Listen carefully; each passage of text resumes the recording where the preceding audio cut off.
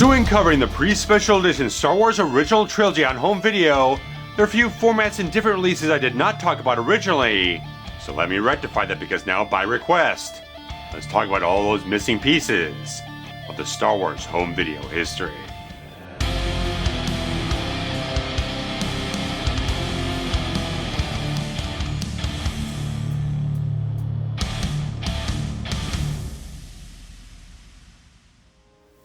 So as the Star Wars Trilogy was debuting on various home video formats such as VHS, Betamax, and Laserdisc, there are a couple other ones kind of cropping up here and there in the early 80s and stuff like that, trying to scratch and claw their way into the market share.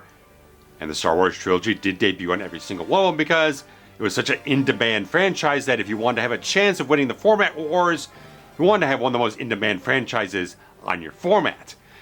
And unfortunately, talking about this entire thing, I don't actually own any of the releases that I'm talking about or any of the formats that I'm talking about in this video, but I've been able to obtain a few captures of some of the releases from some of the formats, but we'll talk about more of that as we go along here. But kind of the earliest sort of contender thing here going against the VHS and the Betamax, and especially kind of Laserdisc to a certain degree, this weird kind of like vinyl record hybrid type of thing going on both in the United States and a little bit in Japan and in the UK here, because first off you have the CED, the Capacitance Electronic Disc, also known as Select Division, which if you're a Laserdisc collector, you're probably come across some of these cartridges called caddies when you're looking through different bins and stuff like that, and sometimes they're mismarked on like Craigslist or eBay, stuff like that.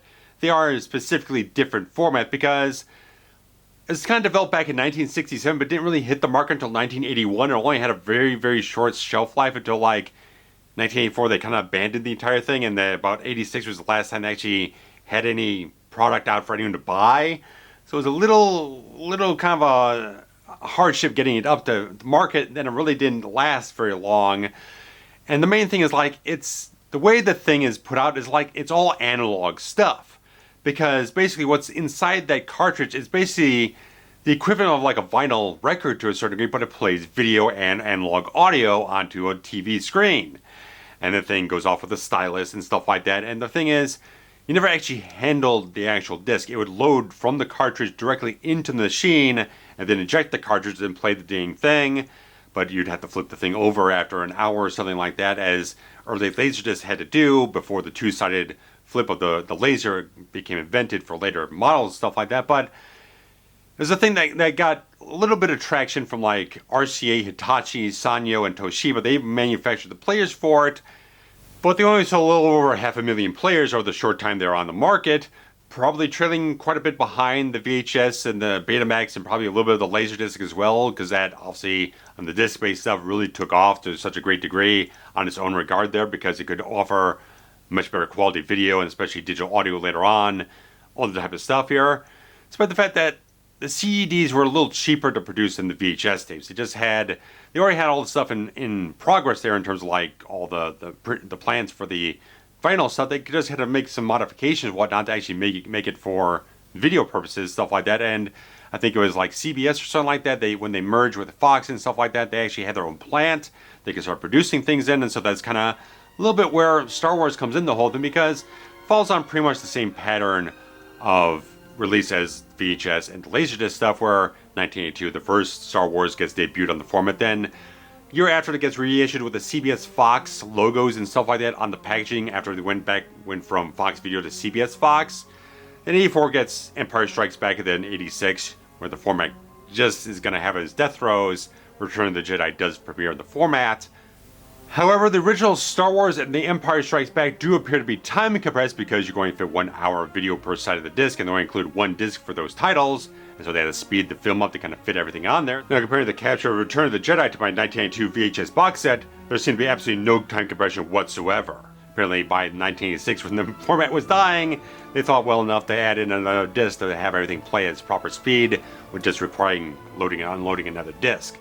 But kind of nice that also the making of Star Wars and SPFX through Empire Strikes Back did debut on the CED format in 1982, with one documentary on one side of the disc and the other documentary on the other side. But it doesn't seem like from Star Wars the Jedi did premiere on that format, but I could be wrong, because there's always a little bit of mystery on some of these formats that are less documented and had a little less of a shelf life in that regard. Of course, the CDs did wear out, stuff like that. They weren't the most reliable thing, especially when you're looking at people trying to collect them now and doing certain captures, stuff like that. They're prone to skipping, things kind of get off in certain ways, and honestly, looking at the video quality of what they look like today, 40 years on, it's not anything too great. It's more of something that's kind of like just someone who wants to collect that format, stuff like that. It's not something that Rich Shot can get as the optimal format to grab for these releases. Definitely stick to much more like the Laserdisc and the VHS tape, stuff like that, as you can get on with that, because there's a little bit more easier way to get into those things where you can find players easier, much cheaper and stuff like that, instead of the CD stuff, which is a lot more rare in that regard, finding the actual players and finding something that actually functions. Of course, when you get the discs, you're never entirely certain how well they're going to play because they could have deteriorated over time, or like I said, the styluses, as anyone probably has vinyl, you do have to replace those every so often to make sure they're still pin sharp in that regard. So a lot of things could wear out. So despite the kind of more ease and pre-setup of actually having the manufacturing in place as this thing was going onto the market, it just really didn't penetrate that well. Now, of course, the Star Wars Original Trilogy was released in many other further obscure formats throughout the 80s and into the 90s in America, UK, Europe, and Japan. But because they're so very rare, I've not been able to find anyone to actually provide me with captures of them or locate them anywhere online, so I really can't comment on them very much. But I can at least tell you a little bit about the formats themselves and the fact that they kind of still maintain this sort of like same release strategy as the VHS, the Betamax, a little bit of the Laserdisc and the CEDs as well. So first one was Video High Density, this Japan format, which was very similar to CED, still something that was on a disc, inside of a cartridge. You loaded it, you unloaded it, the thing would load into the entire player there. But it's actually not done the exact same way. It was not done off of a grooved surface or anything like that. It still had a stylus, but it was a diamond stylus that read everything electronically. Now the thing probably had a little bit of a better quality to it. I've heard that it's maybe a little bit of an uptick beyond CED, at least on the level of VHS. And that's kind of the interesting thing. When you're talking about a lot of these different formats that are cropping up throughout the 80s and stuff like that, trying to compete with one another, they might have had some extra bells and whistles. They might have had something that was a little, maybe pushing the technology maybe a little bit further or just approaching it in a different way. But not a lot of them were really kind of like pushing quality of the video format anywhere further, because a lot of them are probably just done from basically the same masters and just coming off in a different way depending on how good the quality of translating that was through the format they had onto your TV screen. Now, Video High Density was mainly marketed in Japan. Still NTSC, same as America, but the CED and the VHD stuff never really kind of cross-pollinated into the same territories or stuff like that. So Japan just kind of took the same basic concept as CED, but kind of pushed it a little bit further, made it a little bit more, just a slight bit more advanced in terms of how it functioned. And maybe just a little bit of the quality improved as well, but the fact of the matter is, still had the exact same sort of thing where it cropped up around 1983, so a little bit later than the other formats.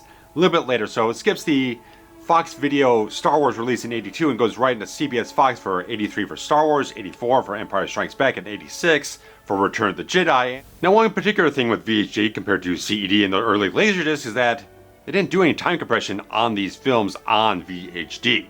So Japan was being very respectful. They had things covering 3 sides over 2 discs. So it's like you got everything just very respectfully represented as they should be, instead of trying to futz things around or trying to skirt the entire thing or trying to fit it inside the limitations of the format. VHD Japan were being a little bit ahead of the curve.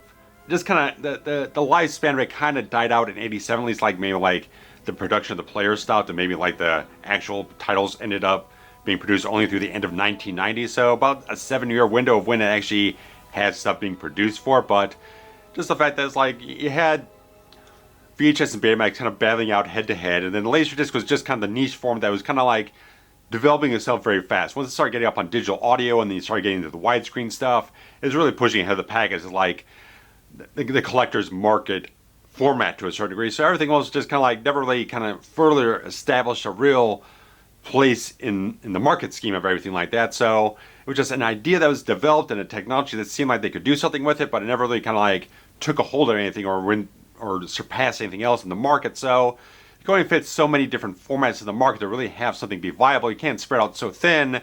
And of course, if they're kind of contained to just a certain region like Japan could work out, because later on when you had the video CDs, that was a big craze throughout the 90s and early 2000s, stuff like that. But when you're going on the big prize fight type of things, you're not going to win out globally if you're just stuck to one little market here. Another one that kind of cropped up in the same time was a magnetic tape format called Video 2000 that hit up in the PAL format regions such as UK and Europe and a few other places. And this thing was slightly interesting. It's one of these things, like I said, had a few extra bells and whistles on top of what VHS and Betamax were already doing. Now this thing was developed by Philips of Holland and Grundig of Germany, and they're really just kind of throwing around some nice ideas on this whole thing. One, it shared a lot more with the audio tape cassette format, where you could actually flip the tape over and you record on both ends of it, so you kind of like doubled the amount of content you could get on the tape. So it looked like just like a large version of an audio cassette tape with a little bit more bulk to it and stuff like that. So it's a slightly larger than a VHS tape, but distinctly different enough where you wouldn't really say like, oh, I think that's just going to fit my old VHS VCR player from JVC or something else like that. So it was kind of a nice type of thing, and also had way ahead of when VHS got onto this thing, which was much more later into the 90s. It had a digital tracking system. All those tracking lines you had on the videotapes, you had to keep dialing knobs that kind of adjusted here and there as you went along. This had a digital tracking system that took care of that all automatically, so you didn't have to touch anything. So that's a feature that's on my late 90s VCRs that I have. So that's a few minor things that are just jumping ahead of it, just trying to get some interesting things going for it. But again, it's kind of limited to the PAL regions. It never got transferred over to America or anything like that. They got to compete with the other guys. So despite the fact that it has some nice features on the whole thing, which I think could have taken off, and especially later in the format's life, it actually when it had players that go at half speed to get even double the amount, you get like 8 hours on the tape. Whether or not the quality suffered in that regard, like when you played like stuff in like extra long play mode or whatnot later on VCRs for VHS, it would diminish the quality of what you recorded or whatnot, but you could fit a lot more on it, so you kind of a give and take in that regard. So that's kind of a nice idea. It was at least one trying to take what you had already and kind of do some newfangled type of things with it to kind of make it a little bit more enticing and stuff like that. But distribution of the whole thing began in 1979, but was kind of abandoned by 85 and then kind of like completely died off in 88. So interesting type of thing. A lot of these just did not escape the 80s whatsoever. They just kind of like got cut off, and I think CD kind of seemed like it had the shortest window. It didn't have as much of a type of thing, but despite the fact that it kind of like you can still find a lot of these things all over the place in the America and whatnot, but it was, of course, compared to a lot of these other things, it was only one that was actually made to work in the American market, so that type of thing in that regard. But CD get the most kind of like discussion that I've seen on forums and stuff like that. The other ones I barely even had a clue existed until I started researching this entire video here. Format I did talk about before, but a release I did not talk about because it was not one I had or didn't know too much about. I had seen pictures of it. I maybe heard of it a little bit before, but it never really clicked in my head because the websites I was going to did not have it very much documented when I was going and researching the previous video. Was that this is what the THX remasters from the early 90s debuted with the Definitive Collection Laserdisc set in 1993, and then 1995 you got the VHS sets and the Faces Laserdisc sets and stuff like that, the stuff in Japan, the United States, all that type of stuff. But the UK had a very interesting VHS box set for this entire release. The Superclass ISD Executor box set. And this is highly coveted. This is highly coveted. It's PAL format, of course, and I was able to find actual captures of this entire thing. Good type of stuff. The reason this is interesting, because not only does it have the widescreen THX masters on it, it actually includes a lot of the bonus features from the Definitive Collection Laserdisc set, which, as far as I know, was not put on any other VHS format. This is it. This is the only thing that got transferred to any other format anywhere, on any commercial release or whatnot. Plus it had some additional bonus things on it, including the complete scripts for the entire trilogy, this entire wonderful book that was exclusive for that release. And it had a couple, I think it had 6 matte painting art cards. You could frame them and stuff like that. It was a really nice type of thing to see these. And a couple of mini posters with art from John Alvin. And it also had 4 tapes. 4th tape has from Star Wars The Jedi on it, and plus at the end, I think it was probably at the end of each film, they had additional stuff. They had the making of Star Wars. They had a couple of interviews from the Definitive Collection set. Then on Empire, they had SPX Empire Strikes Back, and a couple of things from the actual Definitive Collection set. Then classic creatures after Return of the Jedi on that tape, followed by a bunch of other interviews and stuff like that. So they had interviews from George Lucas, Ben Burt, Dennis Muren, stuff like that. So a couple of different things they kind of curated out of it. They had the sort of the Lucasfilm archives, few things. It's very interesting. I could see why people would be pretty much hot on this thing, because you look at the box and the whole thing, it looks really impressive, and you get all these special things. They got special artwork for the actual tapes, and there's special tapes exclusive for the box set. So if you're going off and just buying a regular box set or something like that, just have the three tapes, or they'll sell them individually. They're probably just the films and basically nothing else. Interesting. I think it's very interesting, and as it is, they look great. They're just PAL sped up versions of the THX Masters, so they look very, very good. I think that's pretty cool. I was looking at this whole thing, researching, watching a bunch of different videos on the whole thing. It's pretty cool. I think it's a pretty cool type of thing, and seeing how the fact that I don't know if they used a lot more tape on each cassette to fit all the extra stuff on it, because I was kind of baffled originally. It was like, did you put all the bonus features on the own tape but didn't label it in a certain way? Because I was kind of confused overall. Apparently, like, each tape has its own dedicated bonus features in the documentary and stuff like that. So from Star Wars The Jedi is its own tape and nothing else on that tape apparently. But so they had trailers and TV spots, various other things like that. So kind of just a really cool box set to kind of do at that time that the US did not get. Because when things were going out in '93, they had just, in the United States, they had just put out the widescreen VHS box set and whatnot. So they weren't just going to reissue another one the year after this or something like that. So that's why I waited till '95, where they did the Faces releases, the one last time marketing campaign. They kind of put those out on VHS at that time. But in the UK, they figured, we go off and do this. We go off and do this and go the extra mile and put a whole bunch of special features on it, really expand it further. So I think that's kind of nice. I think that's kind of a nice extra thing that the people in the PAL format regions really got to experience.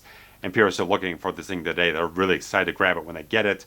Because if you don't have the Definitive Collection Laserdisc set, this is the next best thing to get it. That's a cool release. I think that's a really cool release. So all you guys over in the PAL setups and whatnot, you got a cool release to look for. If you're looking to pony up the money, definitely look around for that. If you're definitely a collector, you don't want to pass that one up. I don't think you want to, no, whatsoever.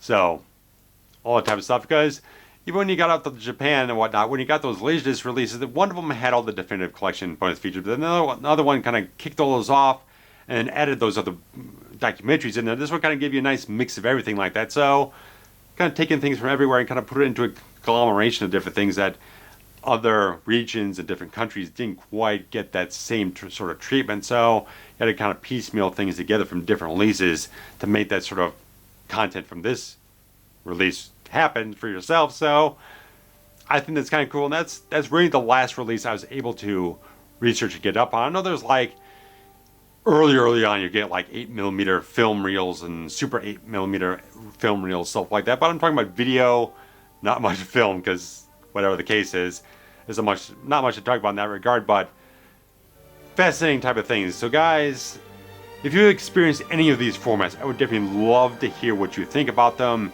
your comparisons with other formats that you're aware of from these eras. Definitely let me know. I wish I had more things to show up in terms of video footage for this stuff, but as I said, a lot of this stuff is rare.